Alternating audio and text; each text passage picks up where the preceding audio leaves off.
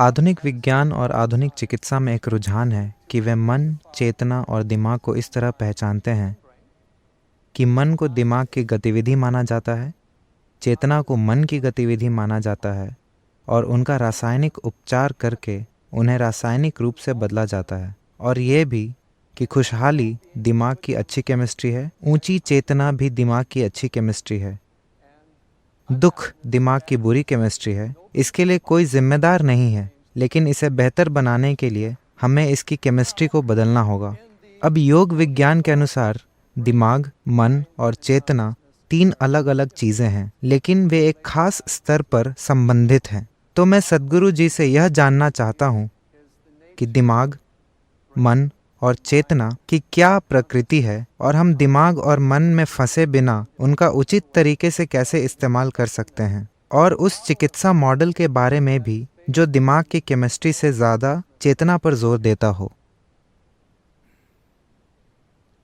योग विज्ञान में दिमाग जैसा कुछ नहीं होता। दिमाग सिर्फ शरीर है। जैसे दिल है, जैसे जिगर है, वैसे ही दिमाग है। यह भी बस शरीर है। मुझे लगता है कि दिमाग को बहुत ज्यादा बढ़ा चढ़ाकर इसलिए प्रस्तुत किया जा रहा है क्योंकि जैसा कि मैंने सुबह भी कहा था, हमारी शिक्षा प्रणालियां पूरी तरह से तर्क पर आधारित हो गई हैं। हमें लगता है कि तर्क ही सब कुछ है। अब मैं इसे बहुत ही कम शब्दों में कहने की कोशिश करूंगा। जब किसी बहुत ही जटिल चीज को कम शब्दों में कहा जाता है तो उसमें कुछ कमियां रह जाती हैं। अगर आपको कमी नजर आए तो मुझे बताना, वरना ठीक है। तो योग विज्ञान के अनुसार मन के 16 हिस्से हैं और ये 16 हिस्से 4 श्रेणियों में आते हैं। पहली है बुद्धि। बुद्धि मतलब तर्क। मैं आपसे पूछता हूं, आपको बुद्धि तेज चाहिए या मंद? आप सब चुनिए, मैं आपको आशीर्वाद देने वाला हूं। आपको तेज चाहिए। तो बुद्धि एक चाकू की तरह है। चाकू का इस्तेमाल चीजों के 2 टुकड़े करने के लिए होता है। यही बुद्धि की प्रकृति है। आप जो भी देंगे वो उसके 2 टुकड़े करेगी। पूरा आधुनिक विज्ञान मनुष्य की बुद्धि से पैदा हुआ है, इसीलिए सारा काम चीर-फाड़ से होता है। अगर आप एक वैज्ञानिक को फूल देंगे तो वो इसके टुकड़े करके देखेंगे। अगर आप इसके टुकड़े करके देखेंगे तो आपको फूल के बारे में कई जानकारियां जरूर मिल जाएंगी, पर आपको उसके बाद फूल नहीं मिलेगा।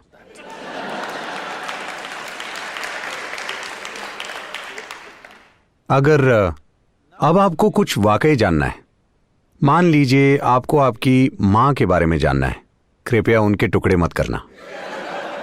यह ऐसे काम नहीं करता, क्योंकि जो चीज आप चीर-फाड़ से जान सकते हैं वो जीवन का भौतिक पहलू है। आप जीवन को चीर-फाड़ से नहीं जान सकते। सिर्फ भौतिक चीजों की चीर-फाड़ की जा सकती है। पर अब हम हर चीज जानने के लिए तर्क का इस्तेमाल करते हैं, तो हम 2 टुकड़े करने की कोशिश करते हैं। हम दुनिया को एक करने की, समानता और आत्मज्ञान की बात करते हैं और सब कुछ तर्क से करना चाहते हैं। यह ऐसा है जैसे चाकू का सिलाई के लिए इस्तेमाल करना। अगर आप चाकू से कुछ सिलेंगे तो आप उसके टुकड़े कर देंगे। तो हम ये देख रहे हैं कि हम किसी चीज के बारे में जितना ज्यादा ज्ञान इकट्ठा करते हैं, गलतफहमी और सत्य से दूरी उतनी बढ़ती जाती है। इसीलिए नहीं कि जानकारी बुरी है, पर इसीलिए क्योंकि हम चाकू से सिलने की कोशिश कर रहे हैं। तो तर्क एक चाकू की तरह है। इसे तेज होना चाहिए। यह जीवित रहने का औजार है। अगर आप में चीजों में फर्क करने का तर्क नहीं होता तो आप इस धरती पर जिंदा नहीं रह पाते। यह बहुत ही जरूरी है। लेकिन यह सिर्फ आपको जिंदा रख सकता है, पर यह तब तक काम नहीं कर सकता जब तक कुछ मात्रा में याददाश्त ना हो। अगर आपकी सारी याददाश्त मिटा दी जाए तो इससे फर्क नहीं पड़ता कि आपका भौतिक स्तर कितना है। अगर आपकी सारी याददाश्त चली जाए तो आप अचानक मूर्ख लगने लगेंगे। आप शायद तब भी बुद्धिमान हो, पर आप मूर्ख लगने लगेंगे। भारत में यह हमेशा होता है। लोग ग्रामीण और शहरी बच्चों को साथ बिठाकर उनका टेस्ट लेते हैं, सिर्फ इसलिए कि शहरी बच्चे के पास ज्यादा जानकारी है तो वो स्मार्ट लगता है। गांव का बच्चा मूर्ख लगता है, लेकिन आप उन्हें वास्तविक स्थिति में रखें तो आप देखेंगे कि वो ज्यादा स्मार्ट निकलेंगे, क्योंकि उनकी बुद्धि पूरी तरह से सक्रिय है। तो तर्क तभी समझदार लगता है जब आप उसे बहुत सी जानकारी का सहारा देते हैं। इसीलिए इंफॉर्मेशन टेक्नोलॉजी का इतना महत्व है और हर कोई जानकारी को लेकर पागल हो रहा है। वो केवल वक्त बर्बाद करने के लिए फोन में नहीं देखते रहते।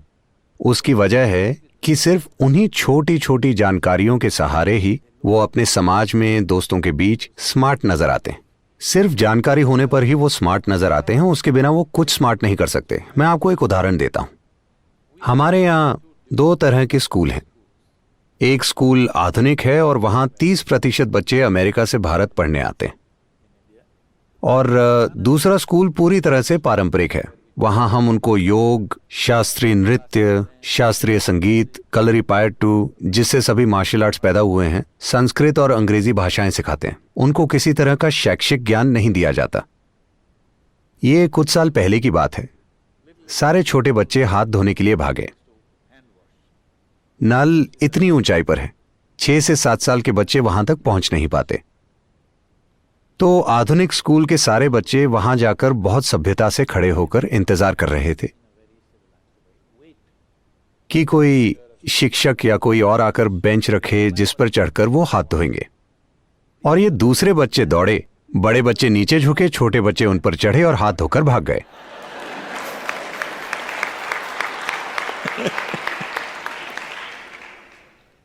तो आजकल तर्क को बहुत ज्यादा महत्व दिया जाता है और बुद्धि के दूसरे आयामों को बिल्कुल विकसित नहीं किया जाता। तो मन के अगले आयाम को अहंकार कहते हैं, जिसे हमने पूरी तरह से नजरअंदाज कर दिया है। कई लोग अहंकार को ईगो समझते हैं, लेकिन ऐसा नहीं है। अहंकार मतलब पहचान। आपकी पहचान किस आधार पर बनी है? क्योंकि तर्क मुख्य रूप से उस पहचान की रक्षा करने का साधन है जो आपने अपने लिए बनाई है। अगर मैं कहता हूं कि मैं भारतीय हूं, तो अचानक मेरा तर्क मुझ में वैसे विचार पैदा करेगा। मुझ में इसके लिए जीने और मरने की इच्छा होगी। अगर आप बस एक कपड़े का टुकड़ा लोगों को दिखाएं, मेरा मतलब झंडा, तो लोगों की आंखों में आंसू आ जाएंगे। यह सिर्फ एक पहचान है। अगर वो कहीं और रह रहे होते और आप वहां का झंडा दिखाते, तब भी यही होता। भारत और पाकिस्तान में यह आसानी से नजर आता है, क्योंकि ये एक ही देश था, पर अचानक किसी ने रेखा खींच दी और सारी भावनाएं जैसे काम करती हैं वो अद्भुत है, सिर्फ इसलिए क्योंकि आपने इसके या उसके आधार पर अपनी पहचान बनाई है। तो तर्क एक साधन है जो आपकी पहचान की रक्षा करता है। पहचान वो साधन है जिसकी वजह से तर्क एक निश्चित तरीके से काम करता है। निश्चित तरीका मतलब, मान लीजिए आप सिर्फ इस एक व्यक्ति यानी मैं के रूप में अपनी पहचान बनाते हैं, तो आपकी बुद्धि हर वक्त सिर्फ आपका बचाव करने का प्रयास करेगी। हर वक्त बस यही करेगी। अब अगर मैं ये कहूं कि मेरा परिवार मेरी पहचान है, तो आपकी बुद्धि उसका बचाव करने की पूरी कोशिश करेगी। ये समुदाय, जाति, धर्म, देश कुछ भी हो सकता है। हमने जाति, धर्म और देश के नाम पर कितने ऐसे कार्य किए हैं जो बिल्कुल मूर्खतापूर्ण और अमानवीय हैं, लेकिन हम उन्हें बड़े गर्व के साथ करते हैं क्योंकि हमने अपनी पहचान उनके आधार पर बनाई है। यही पहचान की प्रकृति है। अगर उसी समानता को आगे बढ़ाना हो, तो अगर बुद्धि चाकू है, तो जो हाथ उसे पकड़ता है वो पहचान है। आप मुझे बताइए, चाकू के काम करने के लिए यह जरूरी है कि चाकू तेज हो, लेकिन चाकू से विनाश होगा या विकास, ये उस हाथ पर निर्भर करता है जिसने उसे पकड़ा है ना? लेकिन आजकल हमारे समाज में, हमारी दुनिया में हाथ के विकास के लिए कुछ भी नहीं किया जा रहा। हम अपनी छोटी से छोटी पहचानें बनाते जा रहे हैं। इससे हर हाल में अशांति ही होगी, मनुष्य के भीतर भी और बाहर की दुनिया में भी। कोई और रास्ता नहीं है। प्राचीन काल से ही पूर्वी संस्कृतियों में हमेशा ब्रह्मांडीय पहचान की शिक्षा दी जाती है। अहम ब्रह्मास्मि। 12 साल की उम्र में आपको यह पता होना चाहिए, अहम ब्रह्मास्मि, इसका अर्थ है मैं ब्रह्मांड हूं। असीम के आधार पर पहचान बनने से पहले शिक्षा बिल्कुल नहीं दी जानी चाहिए। सिर्फ पहचान स्थापित होने के बाद ही शिक्षा होनी चाहिए, क्योंकि सही तरह की पहचान के बिना शिक्षा विनाशकारी हो जाती है। क्योंकि आपके पास एक सीमित पहचान है। हम चाहे जो कुछ भी कहें, लेकिन मूल रूप से सारे अपराध, सारे बुरे और भयंकर काम जो हम करते हैं, वो सीमित पहचान की वजह से ही हैं, है ना? ये मेरा तरीका है, वो आपका तरीका है, ये मेरा देश है, वो आपका देश है, ये मेरा धर्म है, वो आपका, ऐसा ही होता है। पहचान का विकास किए बिना ही हम चाकू को तेज बना रहे हैं। हमारा हाथ अस्थिर है, पर हम चाकू को तेज बना रहे हैं और याददाश्त से उसे शक्तिशाली बना रहे हैं। तो मन के अगले आयाम को मनस कहते हैं। ये याददाश्त का संग्रह है। यहां याददाश्त के 8 आयाम हैं। इसमें पंच तत्वों की याददाश्त, परमाणु के स्तर पर याददाश्त, विकास संबंधी याददाश्त, कर्मों की याददाश्त, सचेतन की याददाश्त, अचेतन की याददाश्त, स्पष्ट याददाश्त, अस्पष्ट याददाश्त, ऐसी ही याददाश्त की कई सारी अवस्थाएं हैं। जैसे हमने पहले ही चर्चा की थी, इस शरीर में हर उस चीज की याददाश्त है जो इस ग्रह पर हुई है। अगर हम पर्याप्त ध्यान दें तो हम सिर्फ इसे देखकर ही जान सकते हैं कि जीवन का विकास कैसे हुआ है।